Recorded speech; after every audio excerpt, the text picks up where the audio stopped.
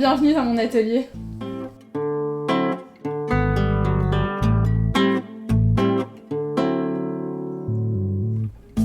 Bienvenue dans Histoire d'artisans. Je suis Lisa Millet et je serai votre guide dans l'exploration de l'artisanat. Je vous fais découvrir les visages, ou plutôt les voix, de ces femmes et hommes qui ont décidé de passer leur vie à créer. Aujourd'hui, nous accueillons Fotini Pangos, designer chaussures. Avec Fotini, nous parlons de son parcours suite à une réorientation. Elle nous explique les caractéristiques de ses différentes formations, le studio Berceau, l'atelier Maurice Arnoux et l'Institut Colbert. On aborde également la place de la femme dans la botterie. Fotini nous explique comment elle voit l'avenir du bottier français entre industrie et artisanat. Je vous laisse découvrir son quotidien de designer. Belle écoute!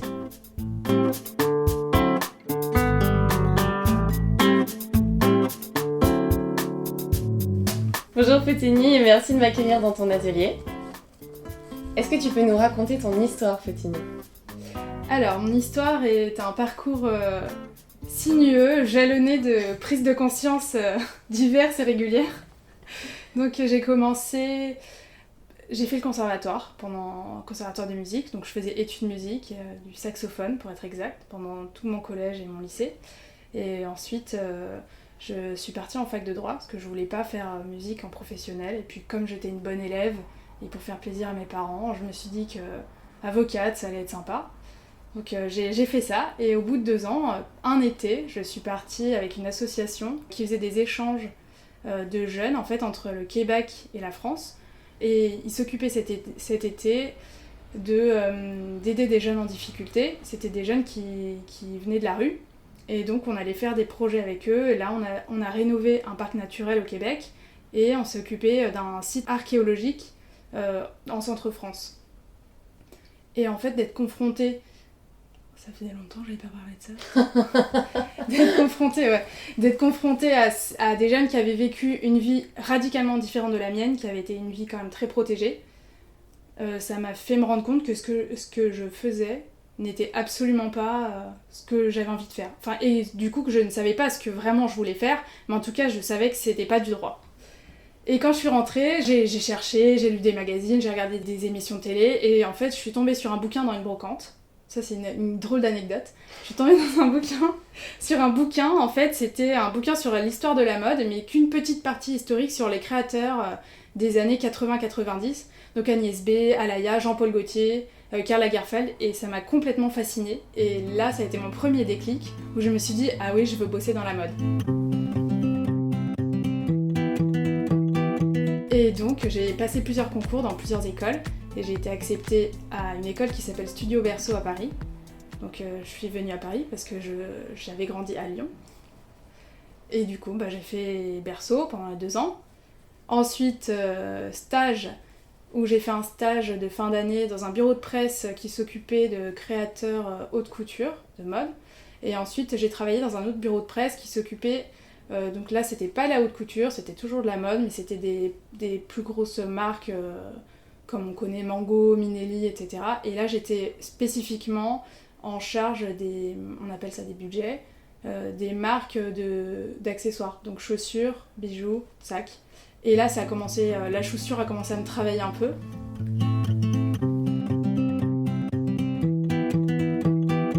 Jusqu'au moment où je me suis dit, tiens, j'aimerais bien lancer ma marque de chaussures.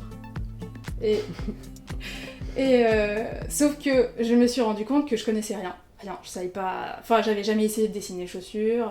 Si, j'en avais dessiné un peu à Berceau, mais bon, c'était dans le cadre d'un exercice, donc je m'étais pas dit ça peut devenir un métier. Et je connaissais pas comment ça se fabriquait, enfin, je connaissais rien du tout, donc je me suis dit qu'il faudrait que je me forme, et donc j'ai cherché comment apprendre les métiers de la chaussure.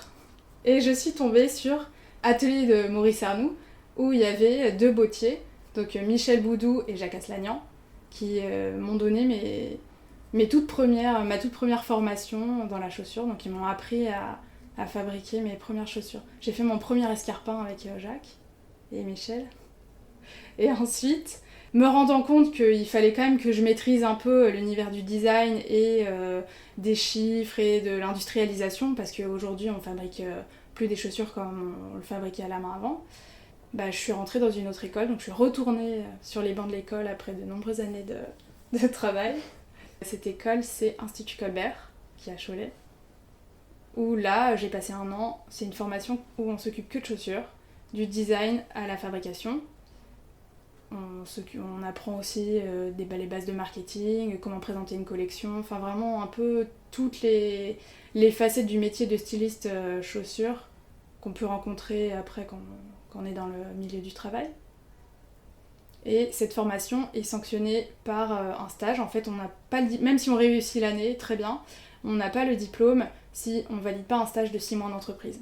Et pour ce stage, je suis rentrée dans la maison Courrèges, où quand je suis arrivée, il n'y avait rien en chaussures. Enfin, il y avait quelques modèles qui dataient d'une époque lointaine, et où il a fallu tout remettre en place. Donc le sourcing, un peu toute la mise en place du pôle chaussures accessoires, dans lequel je suis restée quelques années, où je suis montée jusqu'à être directrice de collection. C'était sympa. Et m'occuper des sacs, des ceintures, des bijoux, enfin de tous les accessoires en fait.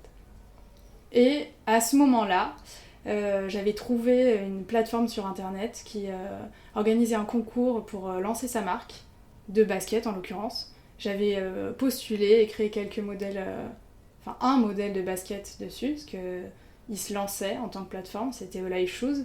Et le projet a tellement bien marché qu'ils m'ont appelé pour me débaucher et me faire venir travailler en Italie. Donc je suis partie travailler en Italie pendant quelques longs mois. Et ensuite, retour en France et installation en tant que freelance. Voilà, et je suis toujours freelance aujourd'hui. Pour préparer cet épisode, donc j'ai regardé ton parcours avant, et donc j'ai vu cette formation Berceau que moi je ne connaissais absolument pas. Donc je me suis renseignée.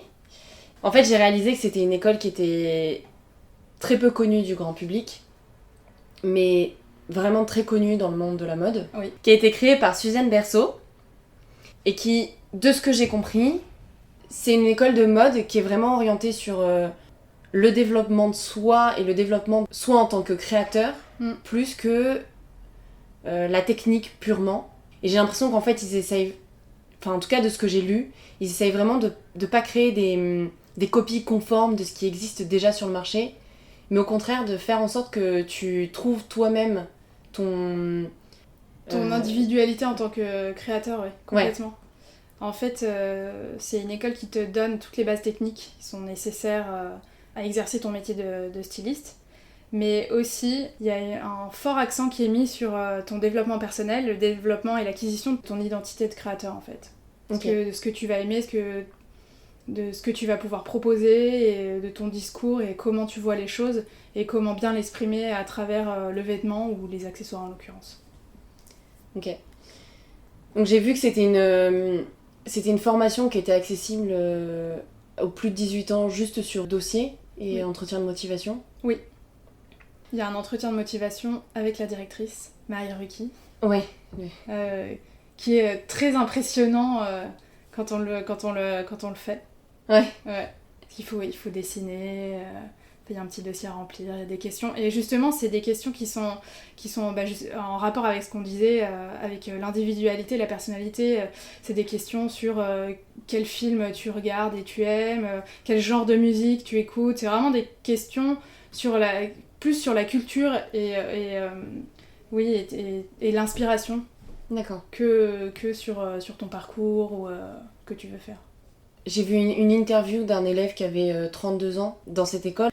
Et d'ailleurs, toi, en fait, ça a été ça, entre le droit et ma première réorientation. Voilà, ta première réorientation. J'ai vu que ça peut être une école tremplin si on a envie de se développer dans le monde de la mode. Oui. Après, il faut juste avoir la bonne personnalité pour convaincre et arriver à y rentrer. Mais oui, complètement. Et donc ma question est, quel était ton rapport et ton expérience dans cette école ? Alors mon rapport et mon expérience dans cette école était très spécial en fait. Et d'ailleurs je pense, j'ai pas posé la question, mais je pense que chaque élève qui est passé par Berceau et sort de Berceau garde un lien très spécial avec cette école et avec soit des anciens élèves ou des professeurs.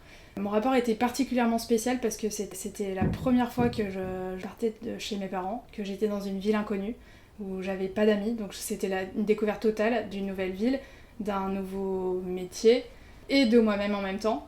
Donc j'ai passé beaucoup de temps à faire la fête, et à faire les boulots pendant la nuit pour pas arriver en retard en cours. Et du coup, ça aide aussi à se forger ce fameux caractère. Tout était une découverte en fait. Et ça m'a créé des amitiés avec des gens avec lesquels je suis encore en contact aujourd'hui. C'est un chouette écosystème et un rapport très personnel. Ok. J'ai l'impression que c'est ce qu'ils essaient de créer, donc objectif atteint. Je pense que oui. Bon, bah tant mieux.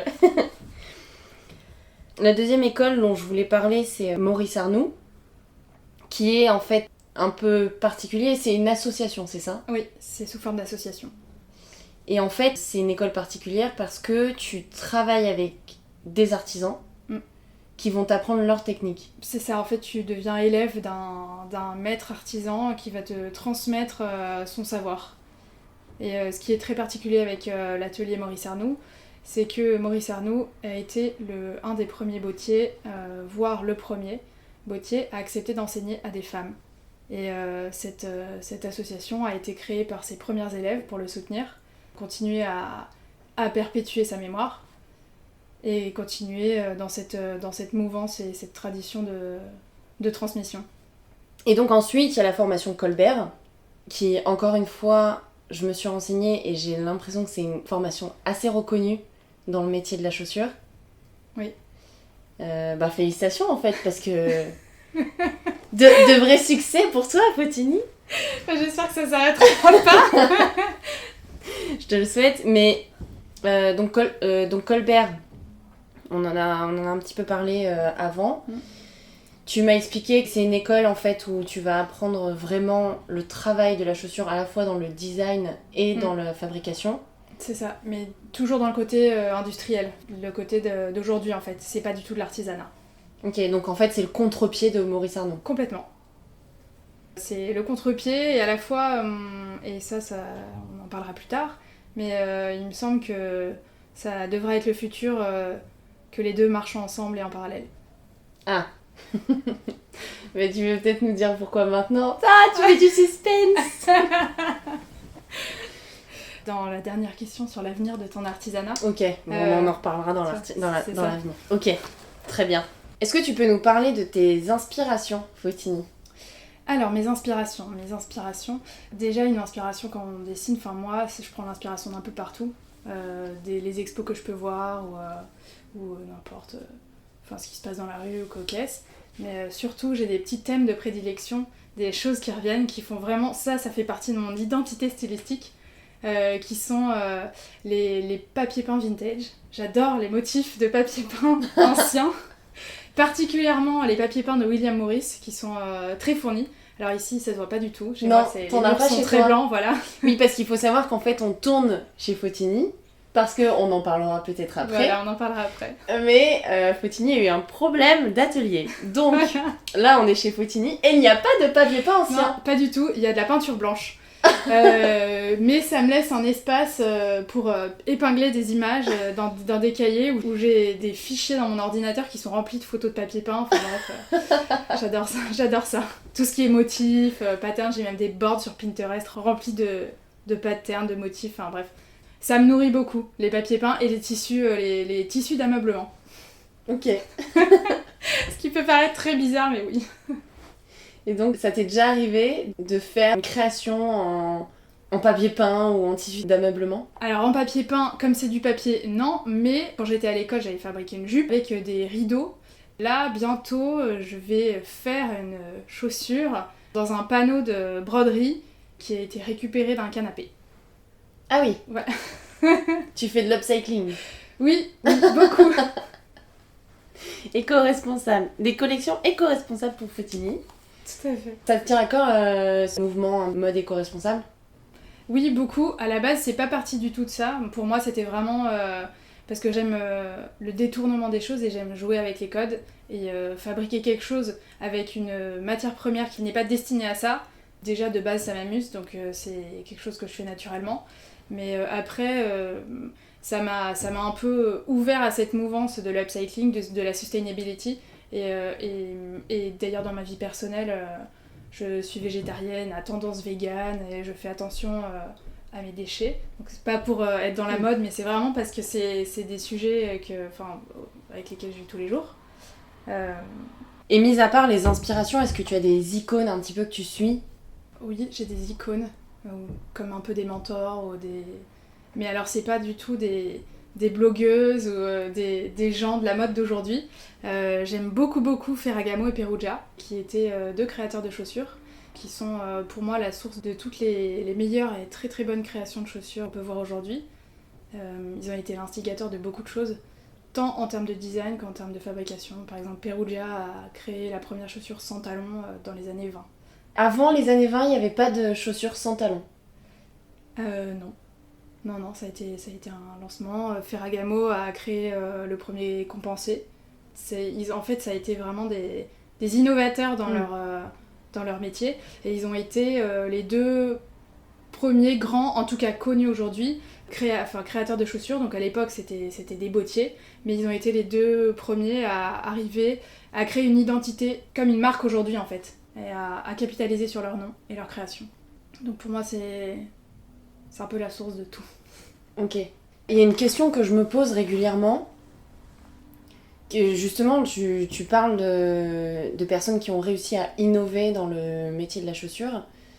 Je me pose la question de savoir si aujourd'hui, il est encore possible d'innover dans la mode et peut-être plus particulièrement dans la chaussure. Gros débat et très grande question. On dit que la mode est un éternel recommencement. Ça, c'est complètement vrai. On le voit avec le retour de l'ambiance 90s. Ça, c'est clairement, la mode est cyclique. Les sources d'innovation qu'il peut y avoir, je pense, sont et seront dans les matières premières et dans les matériaux. Notamment, là, justement, avec tous ces mouvements de upcycling, de slow fashion et de la fashion revolution, tout ce qui s'est passé suite à l'effondrement du Rana Plaza. Donc ça, c'était vraiment dans l'habillement, mais ça a bien coulé vers les accessoires et la chaussure. L'innovation va être plutôt, il me semble, sociale ou dans les matières premières. La façon de faire ou la façon de fabriquer. D'accord. Donc on peut encore innover. Pas trop en termes de style, il me semble, mais... On te fait confiance pour innover sur le style. J'essaierai. Est-ce que tu peux nous raconter une anecdote sur ton parcours de designer chaussures ? Alors, une anecdote, j'en ai une pas mal sur mes tout débuts, en fait, quand j'ai commencé à vouloir me former à la chaussure, où je suis allée toquer à différentes portes, à différents ateliers.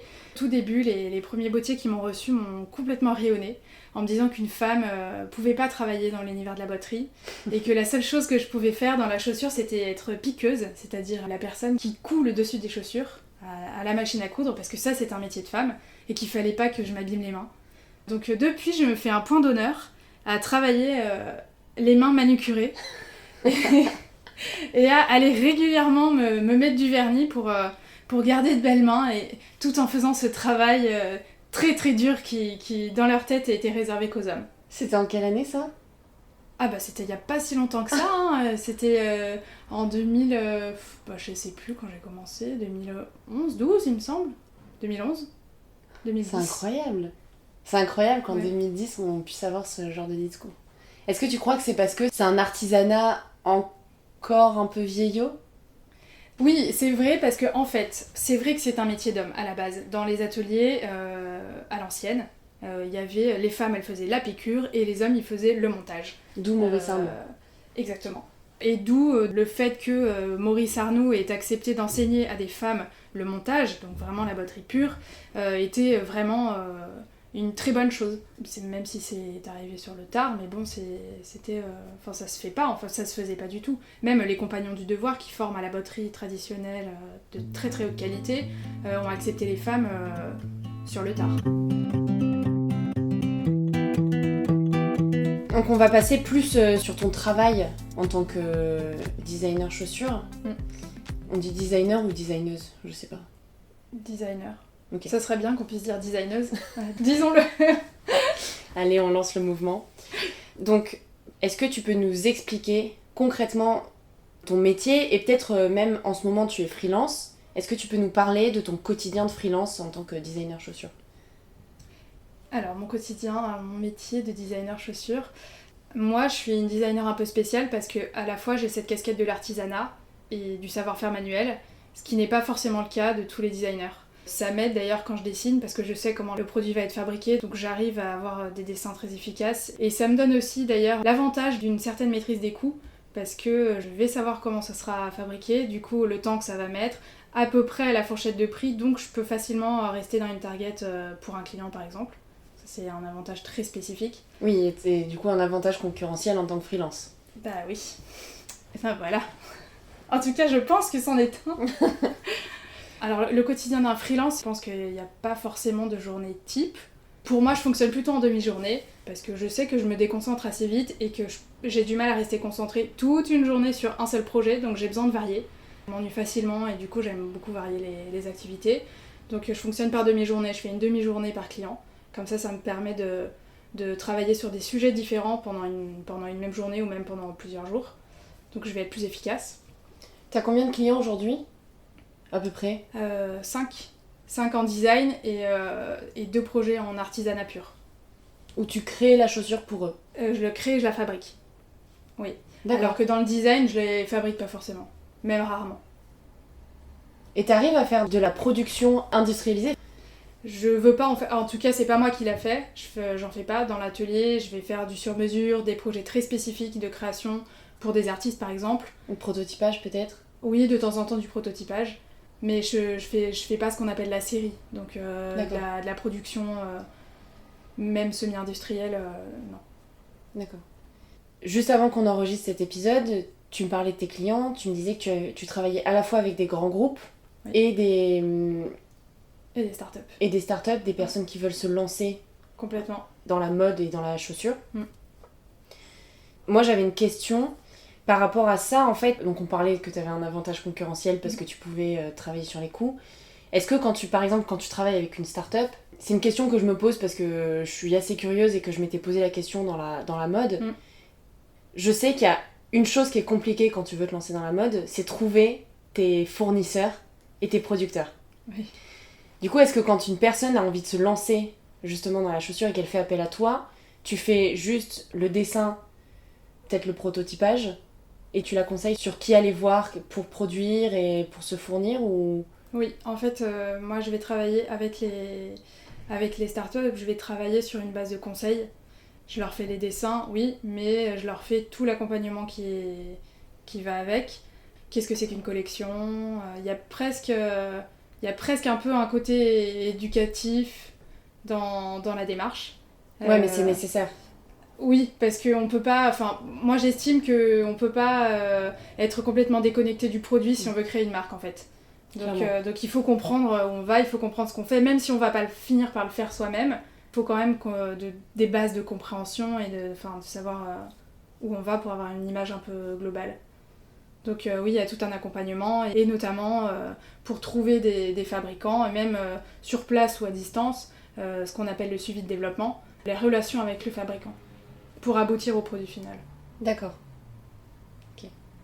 Donc en fait, t'es un petit peu directrice de création, freelance pour l'entreprise. Oui, on peut dire ça, oui. Ok. Et en parallèle de ce travail de freelance, tu as toujours, toi, ta marque personnelle. Oui, ma marque Fotini Pangos. Est-ce que tu peux nous parler justement de tes projets par rapport à cette marque? Alors au départ, c'était une marque de basket, où je faisais des baskets très colorées, et donc avec des semelles roses ou bleues, et des dessus vraiment avec des cuirs marines, roses, orange, des couleurs. Maintenant, il y a beaucoup moins ce côté produit. J'ai un peu pivoté la marque pour la recentrer sur l'atelier, travailler le sur-mesure et les workshops. D'accord. Ouais. Tu fais des ateliers... Oui. Ouverts au grand public. Donc n'importe qui peut venir faire sa chaussure. Oui, alors en ce moment, je fais des ateliers de sandales pour l'été. Je travaille avec une plateforme qui s'appelle We Can Do, qui m'aide sur l'organisation et la gestion de ces ateliers. Et sinon... par Instagram, on peut trouver des informations. Donc c'est des ateliers de fabrication où les gens viennent, fabriquent leur paire et repartent avec. Donc j'ai développé des techniques qui sont semi-artisanales et simplifiées pour que la fabrication soit accessible à celui qui veut. Bon, bah c'est top. Allez faire des ateliers chez Fotini. Oui. Donc aujourd'hui, en fait, tu as ton travail de freelance, ta marque. Que ce soit dans ton travail de freelance ou dans ta marque propre, quels sont les principaux enjeux que tu rencontres aujourd'hui ? Alors, les principaux enjeux, il y a des enjeux assez différents en fait dans le design et dans l'artisanat. Dans le design, par exemple, les enjeux que j'avais rencontrés dans ma marque lorsque je vendais vraiment des chaussures, c'était des enjeux de quantité, des enjeux de trouver des fabricants quand on débute et qu'on est obligé d'acheter des énormes stocks. Ça, c'est une grosse difficulté au départ, qui aujourd'hui est encore bien présente et difficilement contournable, mais il y a de plus en plus de fabricants qui commencent à comprendre qu'il y a de plus en plus de gens qui se lancent et qui lancent leur marque. Donc on peut trouver de plus en plus de fabricants qui acceptent les petites quantités, donc ça c'est déjà un grand pas. Et un autre enjeu très important, du côté plutôt de l'artisanat cette fois, c'est trouver un local. Donc trouver un local qui soit pas trop éloigné, enfin qui soit pas en périphérie de Paris, qui soit plus dans le centre de Paris. J'ai découvert qu'en fait il y a beaucoup de locaux vides. Le seul inconvénient c'est les prix de l'immobilier. C'est une grosse difficulté. Pour conclure un petit peu cet épisode, j'ai l'habitude de poser une question. Quelle est la vision que tu as de ton artisanat pour le futur ? Alors, on a un tout petit peu... Enfin, tout à l'heure, quand j'ai digressé sur une des questions, j'ai effleuré le sujet. Je pense qu'un artisan qui travaille dans la chaussure, un artisan bottier, devrait s'intéresser aux techniques industrielles et qu'un industriel devrait s'intéresser aux techniques artisanales et que les deux devraient se nourrir. Je pense que les deux ne sont pas incompatibles, ne devraient pas évoluer que en parallèle, mais en interdépendance. Un artisan, pour moi, devrait s'intéresser aux nouveaux outils, aux nouvelles méthodes, et notamment à l'impression 3D, parce que par exemple, dans le sur-mesure, on peut très bien imaginer d'avoir dans un atelier artisanal une imprimante 3D pour imprimer les semelles pour une commande d'un client, par exemple. Une imprimante 3D, c'est une technique ultra moderne. Et pour moi, c'est pas incompatible avec l'artisanat. D'où le fait que tu disais que ce serait potentiellement bien que Maurice Arnoult et Colbert se rapprochent, parce qu'en fait, c'est deux apprentissages, l'un industriel et l'autre très artisanal. Parce qu'en fait, c'est de ça que ça venait... Je sais pas si tu te souviens. Ouais, j'avais rebondi là-dessus, ouais. Mais je pense pas que Maurice Arnoult et Colbert devraient se rapprocher. Okay. Mais okay. Je pense que les jeunes artisans devraient s'intéresser à ce qui se passe dans l'industrie, et les jeunes qui vont travailler dans l'industrie devraient ne pas oublier de s'intéresser à l'artisanat. Parce que c'est comme ça qu'on pourra préserver les techniques artisanales et aussi les adapter aux techniques du futur. Bon, on va peut-être les sensibiliser avec ce podcast. Ouais, j'espère. J'espère. Ben, merci beaucoup, Fotini. Merci à toi.